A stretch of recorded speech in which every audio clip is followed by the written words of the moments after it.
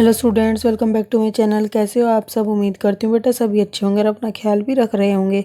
तो बेटा आज हम करने जा रहे हैं अपनी worksheet number 67 6 to 8th class के बच्चों के लिए। 21 तारीख की आपकी ये वर्कशीट है, ठीक है। इंग्लिश मीडियम में है, ओके। और बेटा ये कुछ बच्चे पूछेंगे सब्जेक्ट कौन सा है, तो ये जनरल वर्कशीट है बेटा। सब्जेक्ट की आपकी अलग से आती है डेली, तो आप इसको सब्जेक्ट में मत किया करो, मैं यही कहूँगी। और आपको फिर भी करनी है तो आप अपनी टीचर के अकॉर्डिंग कर सकते हो, जो भी आपके टीचर बोले, ओके। तो चलिए स्टार्ट करते हैं। आज की वर्कशीट बेटा किस चीज़ पर है? आज की जो वर्कशीट है वो है आपकी हनी बी के ऊपर और हनी के, ठीक है। तो just like every day I was watering plants in my terrace garden, ठीक है।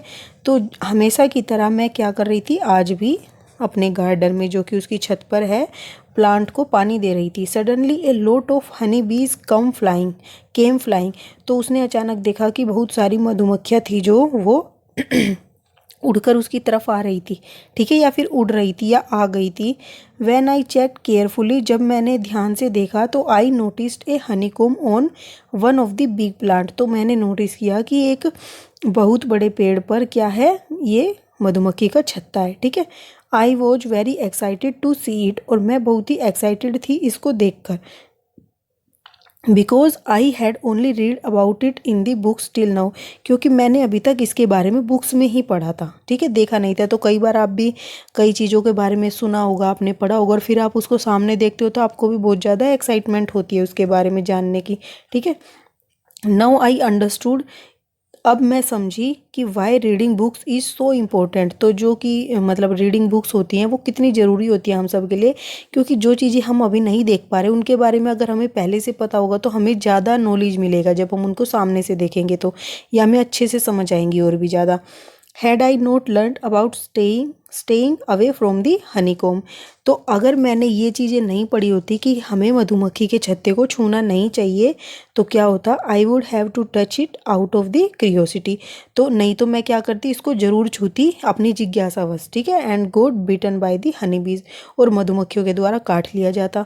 तो इसीलिए अब उसको पहले से ही नॉलेज था, तो इस वजह से उसने क्या किया, सतर्कता बरती और उसने उसको नहीं छुआ, ठीक है। तो इसलिए नॉलेज होना भी ज़रूरी है पहले से ही किसी भी चीज़ के बारे में, कि कौन सी चीज़ को हमें मतलब कि टच करना चाहिए और कौन सी चीज़ को नहीं, या किस चीज़ से हमें बचना चाहिए। अब बेटा इसमें आपको डायग्राम दिखाए गए हैं दो, जहाँ पर मधुमक्खी का छत्ता दिखाया गया और ये भी मधुमक्खी का छत्ता आपको बारीकी से दिखाया गया और भी क्लोज से, ठीक है। वो क्यों दिखाया गया, इसलिए दिखाया गया बेटा क्योंकि आपसे एक क्वेश्चन पूछा गया इसी बेस पर। वो क्या है कि what is the shape of honeycomb. तो जो हनीकॉम है बेटा, ठीक है, जो मधुमक्खी का छत्ता है उसकी शेप कैसी है, ये पूछा गया है आपसे। तो ये क्या पूछा गया है, मधुमक्खी का जो बाहर का छत्ता है उसके बारे में नहीं पूछा। जो आपको ये दिख रहे हैं ना, छोटे छोटे नेट से जालियां दिख रही हैं, इसको पूछा गया है कि जो मधुमक्खी के छत्ते के अंदर ये होते हैं, इनका जो आकार होता है, शेप होती है, वो किस तरीके की होती है। तो बेटा आपको देखो ये बनाकर भी दिखाई गई हैं, इस तरीके की होती है कुछ, ठीक है, ऐसे।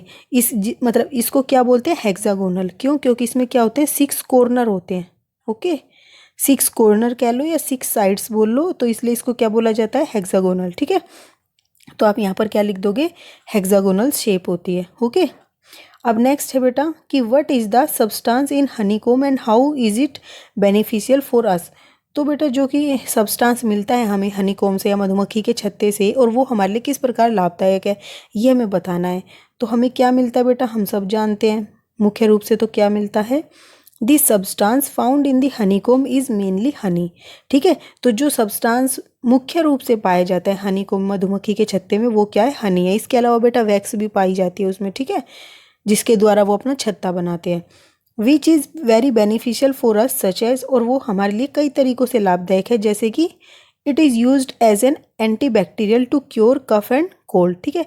तो ये बेटा एंटीबैक्टीरियल के तौर पर भी यूज की जाती है, जैसे कि किसी को खांसी हो जाती है या सर्दी हो जाती है तो क्या किया जाता है, ये बोला जाता है कि शहद चाटने को, ठीक है। वो क्यों बोला जाता है, क्योंकि ये एंटीबैक्टीरियल का कार्य करती है। और जो ये कफ एंड कोल्ड होते हैं ये हमें क्या होते हैं, इन्फेक्शन के थ्रू ज़्यादा होते हैं। और सेकंड क्या है, it is also used by the diabetic patient as sugar instead of normal sugar, ठीक है। तो इसको बेटा डायबिटिक पेशेंट जो होते हैं वो शुगर के तौर पर भी प्रयोग करते हैं, ठीक है। जो मतलब कि नॉर्मल जो शुगर हम यूज करते हैं उसकी बजाय इसका प्रयोग कर सकते हैं, ओके। और थर्ड क्या होगा बेटा कि it is use to improve improve digestion system, और बेटा ये हमारा जो डाइजेस्टिव सिस्टम होता है उसको इम्प्रूव करने में भी हेल्प करता है, और साथ में इम्प्रूव करता है हमारी इम्यूनिटी को, ठीक है, जो कि अभी ज़रूरी भी है। Also use as to reduce extra fat from the body, ठीक है, इनके पीछे डॉट लगा लेना बेटा।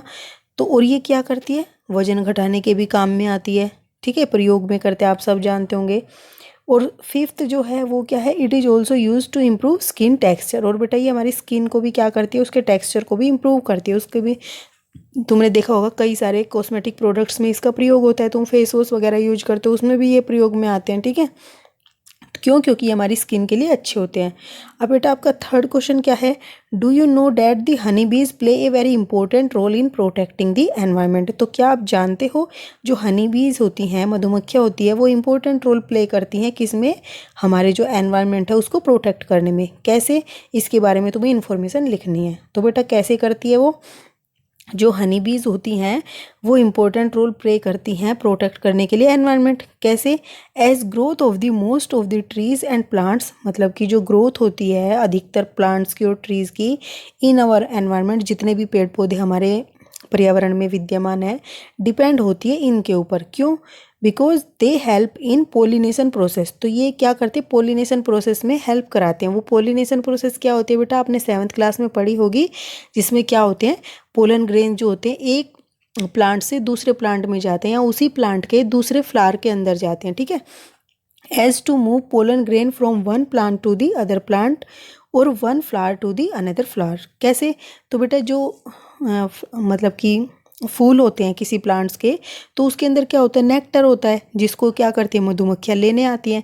तो जब वो लेने आती हैं तो उन्हीं के पैरों से चिपक कर क्या होता है जो पोलन ग्रेन्स होते हैं वो उनके पैरों से चिपक कर जब वो दूसरे मतलब कि फूल से जाती हैं लेने, तो वहाँ पर जाकर बैठ जाते हैं, जिसकी वजह से क्या होता है, which help the plant to make the fruits which are used by us, जो कि क्या होता है, प्रयोग में लाए जाते हैं फिर उस प्लांट्स के द्वारा फ्रूट बनाने के लिए, ठीक है। जब ये पोलन ग्रेन एक प्लांट से दूसरे प्लांट के फ्लावर पर या उसी प्लांट के दूसरे फ्लावर पर जाते हैं, तो वो क्या करते हैं, एक प्रोसेस द्वारा ये बनाते हैं, ठीक है, फ्रूट्स बनाते हैं, जिनका प्रयोग कौन करते हैं, एनिमल्स करते हैं और हम सब करते हैं। और जो बीज होते हैं बेटा उन फ्रूट्स के अंदर, उनका क्या प्रयोग होता है, the seeds obtain from these fruits are use to grow the new plants, और इन बीजों के द्वारा बेटा नए प्लांट्स बनते हैं। जैसे कि तुम आम खाते हो तो आम की जो गुठली होती है उसको आप डाल दोगे ज़मीन में तो वो नया पेड़ उग जाता है, ठीक है।